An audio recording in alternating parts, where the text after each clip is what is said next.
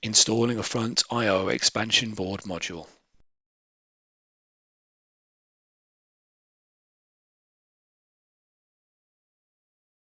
Push the release latch on the crossbar. Hold the module at an angle and insert the two guide pins on the system board into the guide holes on the module.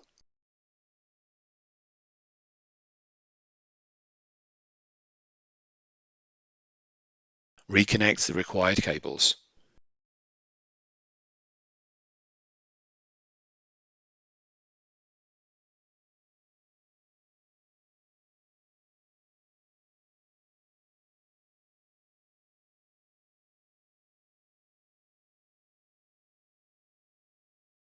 Reinstall the network adapter to the front I/O expansion board module.